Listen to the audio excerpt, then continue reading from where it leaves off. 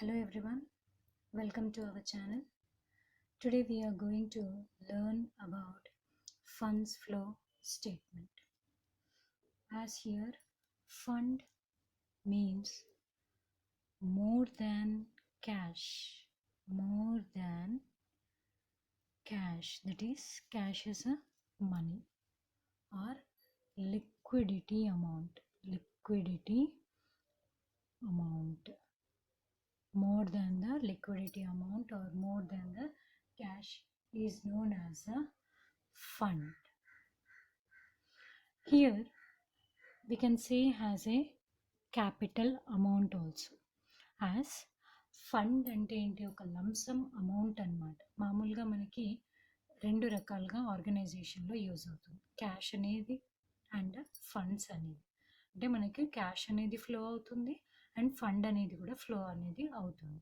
So cash అనేది ఏంటి అంటే లిక్విడిటీ ఫార్మాట్లో ఉంటుంది. చేంజెస్ అనేవి చాలా ఫాస్ట్గా జరుగుతుంది. తక్కువ అమౌంట్ని మనం క్యాష్ అని అంటాం. యాజ్ ఫండ్ అంటే ఏంటి అంటే lump sum amount, more amount, cash కన్నా ఎక్కువ ఉండే అమౌంట్, యాజ్ సింపుల్గా క్యాపిటల్ అమౌంట్ అని అనొచ్చు. దాన్ని ఫండ్ అని అంటాం. Okay, first fund. Next is the flow. అంటే ఈ ఫండ్ అనేది, క్యాపిటల్ అనేది మనం తీసుకొచ్చినప్పుడు ఫ్లో అంటే ఏంటి, చేంజెస్. ఫ్లో అంటే ఏంటి అంటే చేంజెస్. ఫండ్ అనేది ఒక చేంజెస్ అనేది జరుగుతూ ఉంటుంది.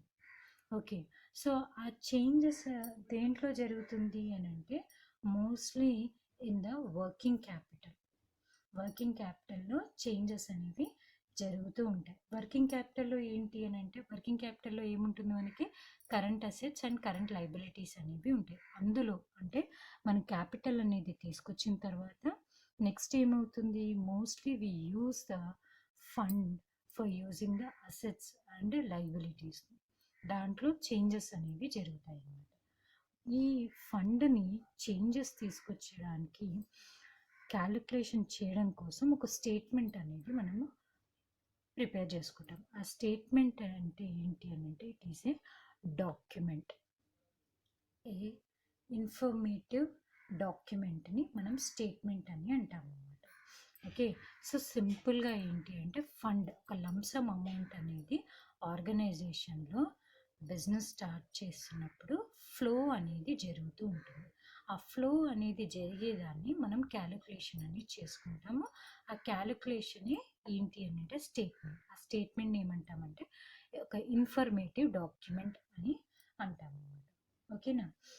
So now fund flow statement. Fund flow statement అనేది it is an important technique for analyzing. టోటల్గా ఇక్కడ మనం ఏం చేస్తున్నాం, అనాలిసిస్ చేస్తున్నాం చేంజెస్ని. ఎలాంటి చేంజెస్ని, వర్కింగ్ క్యాపిటల్లో జరిగే చేంజెస్ని. వర్కింగ్ క్యాపిటల్ అంటే ఏంటి, కరెంట్ అసెట్స్ అండ్ కరెంట్ లైబిలిటీస్ని టోటల్గా చూసుకునే వాటిని వర్కింగ్ క్యాపిటల్ అని అంటాం. ఓకే, సో దాన్ని మనం ఏం చేస్తున్నాం, ఇక్కడ అనాలిసిస్ అనేది చేస్తున్నాం. Analysis the financial performance of a firm. టోటల్గా ఫైనాన్షియల్ పర్ఫార్మెన్స్. ఈ ఫైనాన్షియల్ పర్ఫార్మెన్స్ కూడా దేన్ని బేస్ చేసుకొని ఉంటుంది అంటే మనకు financial performance means financial position of the organization. Financial position of the organization అనేది ఏ విధంగా తెలుస్తుంది, మనకు బ్యాలెన్స్ షీట్ ద్వారా తెలుస్తుంది. ఆల్రెడీ మనం చూసుకున్నాం ప్రీవియస్ క్లాస్లో. ఏంటి అని అంటే ఫైనల్ అకౌంట్స్లో trading, profit and loss account, balance sheet. Okay, so final అకౌంట్లో బ్యాలెన్స్ షీట్ ద్వారా మనకు financial position of the firm అనేది ఏ విధంగా ఉంటుంది అనేది తెలుస్తుంది. ఆ బ్యాలెన్స్ షీట్ని లో జరిగే చేంజెస్ ఏవైతే ఉంటాయో వాటిని ఈ ఫండ్స్ ఫ్లో స్టేట్మెంట్లో మనము క్యాలిక్యులేషన్ అనేది చేసుకుంటాం అన్నమాట. ఓకేనా. సో ఈ ఫండ్స్ ఫ్లో స్టేట్మెంట్లో కూడా it is totally we record the flow of various assets and liabilities. టోటల్గా రకరకాల అసెట్స్ని, రకరకాల లైబిలిటీస్ని. అంటే ఇక్కడ మనం వర్కింగ్ క్యాపిటల్ అనుకున్నాం, అందులో కరెంట్ అసెట్స్, కరెంట్ లైబిలిటీస్ ఉంటాయి. అండ్ ఆల్సో మనం ఇంకా వేరే రకాల అసెట్స్ని, అంటే వేరే రకం ఏముంటుంది, ఫిక్స్డ్ అసెట్స్ని. ఓకే, లైబిలిటీస్లో అంటే లాంగ్ టర్మ్ లైబిలిటీస్, వాటిలో కూడా ఏవైతే చేంజెస్ జరుగుతాయో వాటిని కూడా ఒక పర్టికులర్ అకౌంటింగ్ పీరియడ్ని బేస్ చేసుకొని మనం క్యాలిక్యులేషన్ అనేది చేసుకోవాలి. So for calculating of funds flow statement, ఈ ఫండ్స్ ఫ్లో స్టేట్మెంట్ని మనం క్యాలిక్యులేషన్ చేసుకోవడం కోసం ఈ 3 స్టేట్మెంట్స్ని మనం ప్రిపేర్ చేసుకోవాల్సి వస్తుంది. For calculating funds flow statement we have to maintain the 3 statements. What are those? Those are statement of changes in working capital, statement of funds from operation, statement of sources and application. దీన్ని sources and application or funds flow statement అని కూడా మనం అనవచ్చు. So the first statement is a statement of changes in working capital. As first ఇక్కడ ఈ పాయింట్ని base చేసుకున్నాం. Working capital అంటే ఏంటి? వర్కింగ్ క్యాపిటల్ అంటే ఏంటి? ఇట్ ఈజ్ ఒక మనకి వర్కింగ్ క్యాపిటల్కి ఒక ఫార్ములా అనేది ఉంది.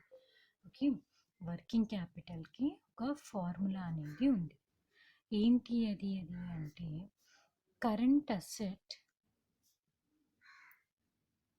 మైనస్ కరెంట్ లయబిలిటీస్ని క్యాలిక్యులేషన్ చేసుకుంటే మనకి వర్కింగ్ క్యాపిటల్ అనేది వస్తుంది. Okay, means we're going to calculate totally about the, అంటే ఇందులో ఏముంటుంది అని అంటే statement of changes in working capital totally we're concentrating on current assets and the current liabilities. Okay, so this is a format of statement of changes in working capital. So here this is a particulars, previous year information and current year information, increasing working capital, decreasing working capital. So particulars lo ఏముంది మనకి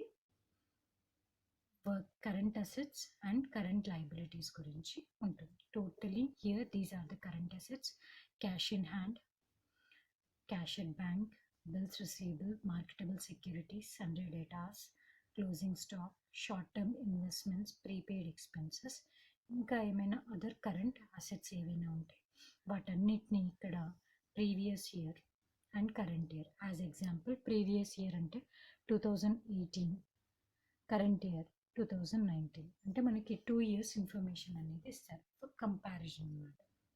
okay, so దాన్ని మనం calculation అనేది చేసుకుంటాం.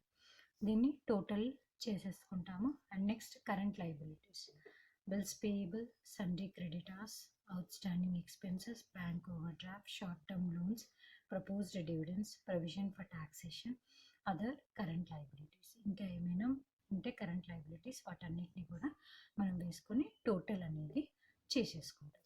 Okay, so here the working capital ని మనం కనుక్కుంటున్నాం. ఇక్కడ మన స్టేట్మెంటే అది కాబట్టి current assets minus current liability అంటే ఇక్కడ వచ్చిన టోటల్ని ఇందులో నుంచి కరెంట్ అసెట్స్లో నుంచి కరెంట్ లయబిలిటీ టోటల్ని మైనస్ చేసుకుంటే మనకి వర్కింగ్ క్యాపిటల్ అనేది వస్తుంది.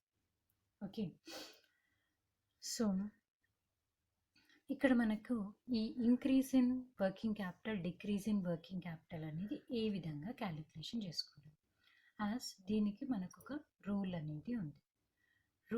రూల్ అంటే సింపుల్గా మనం అర్థం కూడా చేసుకోవచ్చు. ఓకే, ఎప్పుడైతే కరెంట్ అసెట్ వాల్యూ అనేది example cash in hand value అనేది 2018 నుంచి 19కి ఇంక్రీజ్ అవుతుందో, అంటే ఎగ్జాంపుల్ ఇక్కడ 1000 ఉంది, ఓకే ఇక్కడ 2000 ఉంది, అంటే ఇక్కడ ఏమైంది క్యాష్ అనేది 1000 నుంచి 2000 దెర్ ఈజ్ అన్ ఇంక్రీజ్. ఎంత ఇంక్రీజ్ అయింది ఆ డిఫరెన్స్ వాల్యూని మనము ఇక్కడ రాసుకోవాలన్నమాట. సో ఇక్కడ ఇంక్రీజ్ అయింది కాబట్టి కరెంట్ అసెట్స్ అనేవి ఇంక్రీజ్ అయినప్పుడు ఇంక్రీజ్లో మనం రాసుకుంటాం. ఓకే, హౌ మచ్ 1000 నుంచి 2000కి ఎంత డిఫరెన్స్ వాల్యూ ఉంది మనకి 1000 ఉంది. ఆ డిఫరెన్స్ వాల్యూని మనం ఇక్కడ రాసుకుంటాం. ఓకే, నెక్స్ట్ ఎగ్జాంపుల్ బిల్స్ రిసీవబుల్లో ఇక్కడ 2000 వచ్చింది, ఇక్కడ 1000 వచ్చింది. ఓకే, సో 2000 to 1000 ఏం జరిగింది ఇక్కడ దెర్ ఇస్ ఎ డిక్రీజ్, తగ్గింది వాల్యూ. సో తగ్గినప్పుడు ఏం చేయాలి మనము డిక్రీజ్ ఇన్ వర్కింగ్ క్యాపిటల్ రాసుకోవాలి. ఎంత ఆ డిఫరెన్స్ వాల్యూని మనం రాసుకోవాల్సి వస్తుంది. ఓకే, సో ఎందుకు ఈ విధంగా అంటే కరెంట్ అసెట్స్ మన ఆర్గనైజేషన్కి యూజ్ అవుతాయి, అవి అసెట్స్ లాగా ఉంటాయి. ఓకే. సో, అసెట్ అనేది మనకి ఇంక్రీజ్ అయినప్పుడు ద వర్కింగ్ క్యాపిటల్ అనేది కూడా మనకి ఇంక్రీజ్ ఉంటుంది. డిక్రీజ్ అయినప్పుడు డిక్రీజెస్‌లో ఉంటుంది. అదే కరెంట్ లయబిలిటీస్ అనుకోండి, there is an opposite. As example ఇక్కడ బిల్స్ పేయబుల్ ఉంది. సేమ్ బిల్స్ పేయబుల్ కూడా 1000 తీసుకుంటున్నాం. ఇక్కడ 2000 తీసుకుంటున్నాం. ఓకే. సో, ఇక్కడ ఏం జరిగింది మనకి? వాల్యూ అనేది పెరిగింది. Okay. There is an increase in the from the previous year to the current year. So, increase అయినప్పుడు ఏమవుతుందంటే డిక్రీజెస్‌లో రాసుకోవాలి. ఎందుకంటే ఇక్కడ పేమెంట్ అనేది మనం చేస్తున్నాం కాబట్టి. సో, సో ఇక్కడ ఇంక్రీజ్ అయింది కాబట్టి డిక్రీజ్‌లో రాస్తున్నాం. ఎంత? ఆ డిఫరెన్స్ వాల్యూని మనం రాస్తున్నాం. ఓకేనా? So, in the same way sundry creditors. ఇక్కడ 2000 తీసుకుందాం. ఇక్కడ 1000 తీసుకుందాం. సో, 2000 నుంచి 1000 there is a decrease. So, మన వర్కింగ్ క్యాపిటల్ ఏమైంది? మన వర్కింగ్ క్యాపిటల్ అనేది ఇంక్రీజ్ అయింది. ఓకేనా? సో, అంటే ఇక్కడ ఏంటి? లయబిలిటీ అనేది మనకు తగ్గుతుంది. సో, మనకు లయబిలిటీ అనేది తగ్గుతుంది కాబట్టి వర్కింగ్ క్యాపిటల్ అనేది పెరుగుతుంది. ఇక్కడ ఏమవుతుంది? మనకు లయబిలిటీ అనేది పెరుగుతుంది కాబట్టి వర్కింగ్ క్యాపిటల్ అనేది తగ్గుతుంది. ఓకేనా? సో, ఈ రూల్ అనేది మనకు చాలా ఇంపార్టెంట్. అంటే ఇక్కడ ఏమవుతుంది? మనము statement of changes in working క్యాపిటల్లో క్యాలిక్యులేషన్ చేసుకునేటప్పుడు ఇంక్రీజ్ ఇన్ కరెంట్ అసెట్ అయితే ఇంక్రీజ్ ఇన్ వర్కింగ్ క్యాపిటల్లో మనం వాల్యూ అనేది రాసుకోవాలి. ఓకేనా? డిక్రీజ్ ఇన్ కరెంట్ అసెట్ అయితే డిక్రీజ్ ఇన్ వర్కింగ్ క్యాపిటల్లో రాసుకోవాలి. Okay. So, increase in current liability అయితే డిక్రీజ్ ఇన్ వర్కింగ్ క్యాపిటల్లో మనం వాల్యూ అనేది రాసుకోవాలి. డిక్రీజ్ ఇన్ కరెంట్ లయబిలిటీ అయితే ఇంక్రీజ్ ఇన్ వర్కింగ్ క్యాపిటల్లో మనం వాల్యూ అనేది రాసుకోవాలి. సో, ఇలా మనము increase in working capital, decrease in working capital అనేది మనం క్యాలిక్యులేషన్ అనేది చేసుకోవచ్చు. ఓకే. సో, నెక్స్ట్ ఇక్కడ వచ్చేసరికి మనకి వర్కింగ్ క్యాపిటల్ అనేది మనం క్యాలిక్యులేషన్ చేసుకున్నాం. చేసుకున్న తర్వాత net increase or decrease in working capital అనేది మనం క్యాలిక్యులేషన్ చేసుకోవాలి. సో, ఆ పర్పస్కి ఏంటి అని అంటే మనం ఇక్కడ టోటల్ చేసేసుకుంటాము. అంటే దీంట్లో వచ్చిన ఇక్కడ క్యాలిక్యులేషన్ చేస్తున్నాం కదా, కరెంట్ అసెట్లో నుంచి కరెంట్ లయబిలిటీ తీసేస్తే ఇక్కడ టోటల్ వస్తుంది.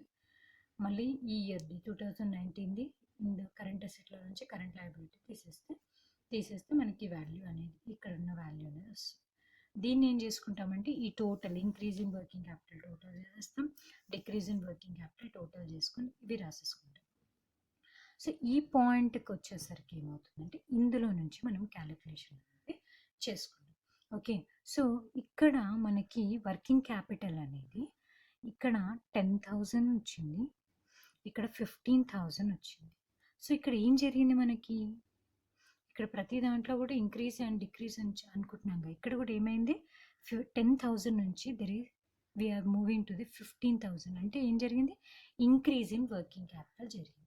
సో, ఇక్కడ మనము అప్పుడు ఆన్సర్ ఏమవుతుందంటే net increase in working capital అని రాసుకోవాలి.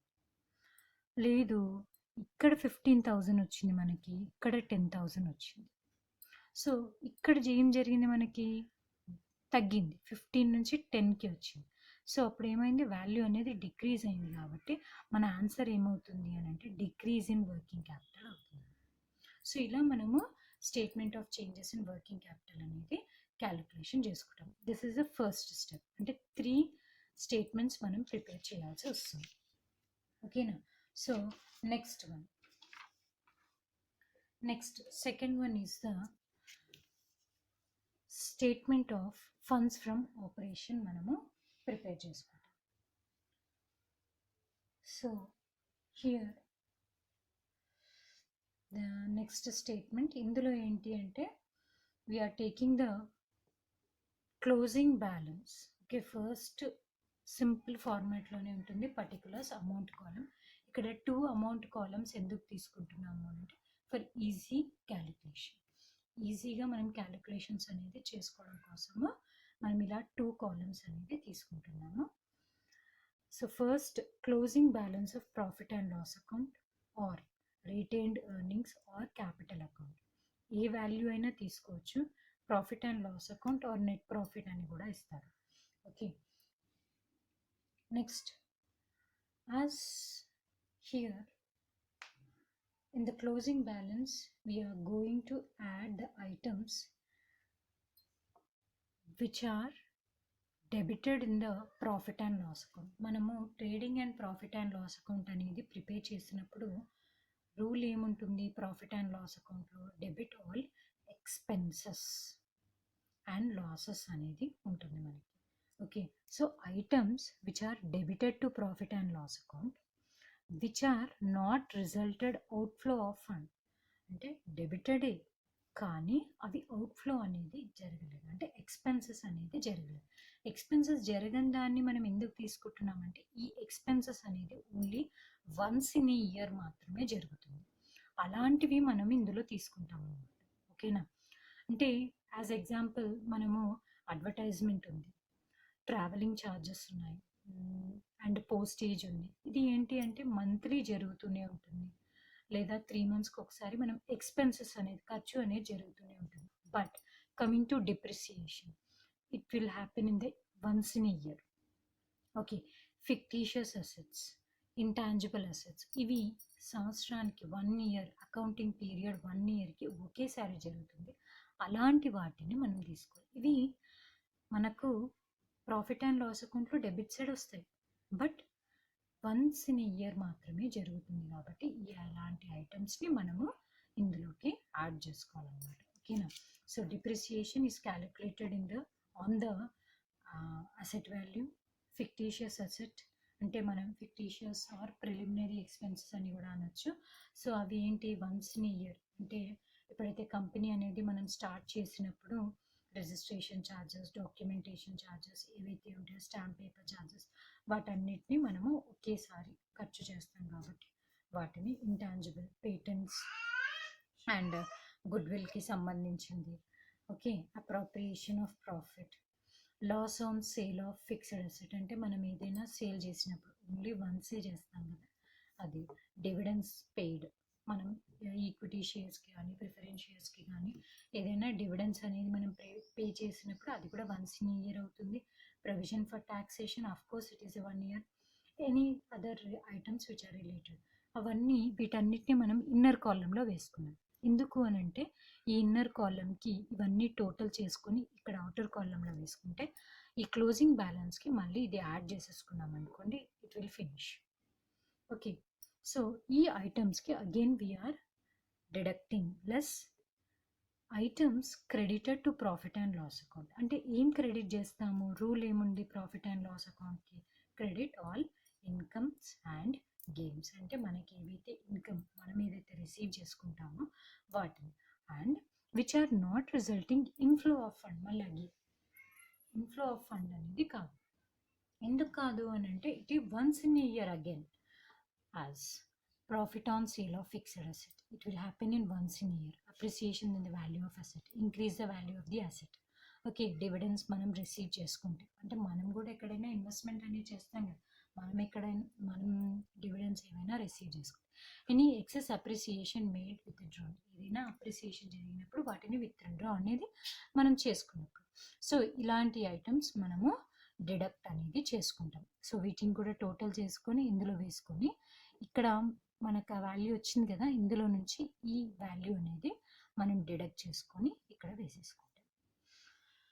లెస్ ఇక్కడ క్లోజింగ్ తీసుకున్నాం కదా, సో ఇక్కడ ఓపెనింగ్ అనేది తీసుకుంటున్నాం. Opening balance of profit and loss account or retained earnings or capital.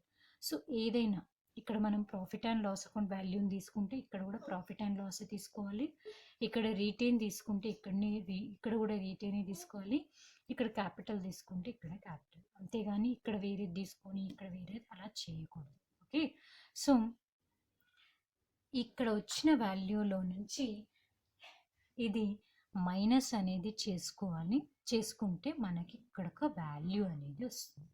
So ఈ వాల్యూ అనేది పాజిటివ్లో అంటే ప్లస్లో వచ్చింది అనుకోండి, ఫండ్స్ ఫ్రమ్ ఆపరేషన్ అవుతుంది. మైనస్ సింబల్లో వస్తే ఫండ్స్ లాస్ట్ ఇన్ ఆపరేషన్ అనేది అవుతుంది.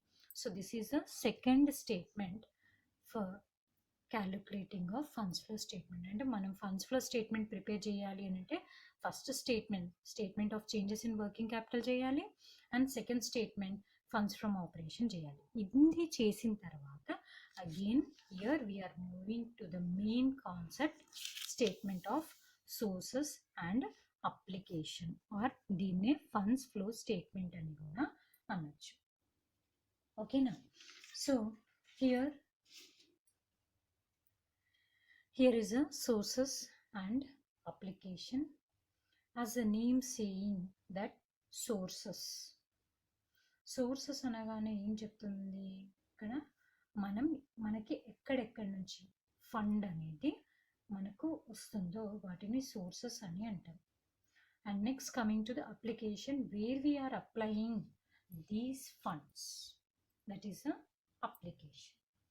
In this simple, the sources said if the fund is going rise, పెరిగినప్పుడు అంటే మనం ఆల్రెడీ చెప్పుకున్నాం కదా 2 years ఇన్ఫర్మేషన్ తీసుకుంటాము. యాజ్ వర్కింగ్ క్యాపిటల్ దాంట్లో చెప్పుకున్నాం 2018-2019 ఇన్ఫర్మేషన్, 2 years ఇన్ఫర్మేషన్. సో ఈ 2 years ఇన్ఫర్మేషన్లో ఫండ్ అనేది రైజ్ అయినప్పుడు, యాజ్ ఎగ్జాంపుల్ 10,000 నుంచి షేర్ వాల్యూ ఉందనుకుందాం, షేర్ వాల్యూ అనేది 10,000 నుంచి 12,000 వెళ్ళింది. So there is a raise అయింది, ఇంక్రీజ్ అయింది అంటే మనకు ఫండ్ అనేది వచ్చింది. సో ఇష్యూ ఆఫ్ షేర్ క్యాపిటల్లోకి వస్తుంది అన్నమాట. అది డిక్రీజ్ అయింది, ఇదే సేమ్ షేర్ అనేది 12,000 నుంచి 10,000కి వచ్చింది అనుకుందాం. సో ఇక్కడ ఏమైంది, వాల్యూ అనేది డిక్రీజ్ అయింది. సో డిక్రీజ్ అయినప్పుడు ఏమవుతుంది, రెడెంప్షన్లో అంటే మనం అప్లై చేసాము, రెడెంప్షన్లోకి వస్తుంది. ఓకేనా? So here the sources side, issue of share capital అంటే షేర్ క్యాపిటల్ వాల్యూ అనేది రైజ్ అయినప్పుడు మనం ఇక్కడ రాసుకుంటాం. Issue of debenture values raise అయినప్పుడు, లాంగ్ టర్మ్ లోన్ టేకెన్, ఏదైనా లోన్ మనం తీసుకున్నప్పుడు, sale of long term investment, మనం సేల్ చేసాము అంటే మనకు ఫండ్ వచ్చింది. Sale of fixed assets, we made a sale, we got the money. Receipts from, we received something, okay, receipt from partly paid up shares or called up shares, any shares, okay. Non trading income, ఎలాంటి trade జరగకుండా మనకి ఏదైనా income వచ్చినప్పుడు. Funds from operation, మన second statement ఉంది కదా, so second స్టేట్మెంట్లో మనకు funds from operation plus సింబల్లో వస్తాయి అంటే మనకు ఫండ్ వచ్చింది కదా, సో సోర్సెస్ సైడ్ వస్తుంది. Okay, decrease in working capital, ఈ పాయింట్ గురించి మళ్ళీ నేను చెప్తాను. నెక్స్ట్ ఇస్ అప్లికేషన్, అంటే ఎప్పుడైతే మనకు వాల్యూ అనేది తగ్గిందో అప్పుడు అప్లికేషన్ సైడ్ మనకు వస్తుంది. దాన్ని అప్పుడు ఏమంటాము అంటే తగ్గినప్పుడు రెడెంప్షన్ అని అంటాం, పెరిగినప్పుడు ఇష్యూ అని అంటాం. Redemption of preference shares, okay, redemption of debentures, repayment of long term loan, అంటే మనం పేమెంట్ చేస్తున్నామంటే వాల్యూ అనేది తగ్గింది కదా. పర్చేస్ ఆఫ్ ఫిక్స్డ్ అసెట్స్, మనం ఏదైనా పర్చేస్ చేసినప్పుడు అసెట్ వస్తుంది కానీ క్యాష్ ఫండ్ అనేది వెళ్ళిపోయింది. సో ఫండ్ అనేది తగ్గిందా లేదా అనేది చూసుకోవాలి ఇక్కడ. Purchase of long term investments, non trading expenses, ఖర్చు పెట్టినప్పుడు payment, we are payment of dividends. Funds lost in operation, అంటే మనకి కిందకి చెప్పుకున్నాముగా మైనస్ సింబల్లో వచ్చినప్పుడు మనకు ఫండ్స్ లాస్ట్ ఇన్ ఆపరేషన్ అని అనుకుంటాం. సో మైనస్లో వచ్చినప్పుడు ఏంటి, మనం లాస్ట్ అయిపోతున్నాం, మనం పేమెంట్ అనేది జరగాల్సి వస్తుంది. సో అందుకని ఇది అప్లికేషన్ సైడ్ వస్తుంది. So here this point, increase in working capital, decrease in working capital is important. Okay, so యాక్చువల్గా జనరల్గా అందరూ మనం ఏమనుకుంటాము అని అంటే, ఓకే ఇక్కడ ప్లస్ సింబల్లో వస్తే ఇక్కడ రాసుకోవాలి, మైనస్ సింబల్లో వస్తే ఇక్కడ రాసుకోవాలి. బట్ ఇక్కడ డిక్రీజ్ అవుతుంది అంటే తగ్గుతుంది, ఇక్కడ ఇంక్రీజ్ అవుతుంది. మీన్స్ ఇక్కడ వర్కింగ్ క్యాపిటల్ అనేది అంటే డిక్రీజ్ ఇన్ వర్కింగ్ క్యాపిటల్ అనేది తగ్గింది. సో వర్కింగ్ క్యాపిటల్ తగ్గింది అని అంటే దాని అర్థం ఏంటి, మనము అప్లికేషన్ అనేది పెట్టట్లేదు, వర్కింగ్ క్యాపిటల్ అసెట్స్ కానీ లైబిలిటీస్ కానీ ఏమీ జరగట్లేదు. ఆ సింపుల్ ఎగ్జాంపుల్, ఒక ఫండ్ అనేది మనము 10,000 నుంచి 8,000కి వెళ్ళింది. సో ఇక్కడ ఏం జరిగింది, డిక్రీజ్, వర్కింగ్ క్యాపిటల్ అనేది డిక్రీజ్ అయింది. Okay, so working capital decrease అయింది అంటే మన దగ్గర ఫండ్ ఉంటుంది, ఫండ్ అనేది ఫండ్ ఏమవుతుంది, ఈ 2000 ఇక్కడ జరిగిన 2000 వాల్యూ అనేది మన దగ్గరనే ఉంటుంది, ఫండ్ ఖర్చు కావట్లేదు, ఉంటుంది. సో అందుకని మన దగ్గరనే ఉంటుంది కాబట్టి డిక్రీజ్ ఇన్ వర్కింగ్ క్యాపిటల్ అనేది సోర్స్ సైడ్ వస్తుంది. అదే 8000 టు 10,000 జరిగింది, ఇక్కడ మళ్ళీ 2000 దిస్ ఫండ్ ఏమైంది, ఇంక్రీజ్ అయింది. ఇంక్రీజ్ అయిందంటే మనం పేమెంట్ చేసేసాం, లేదా అప్లికేషన్ అంటే ఎక్కడో అప్లై అనేది చేసాం. సో వర్కింగ్ క్యాపిటల్ అనేది ఇంక్రీజ్ అయ్యింది అంటే మనం ఎక్కడో ఖర్చు అనేది ఫండ్ అనేది పోతుంది. So that's why we are writing at the application side increase in working capital. Okay, so ఈ రెండింటిని టోటల్ చేసుకుంటే రెండు ఈక్వలైజ్గా వస్తాయి. ఓకేనా, so this is a funds flow statement. Thank you.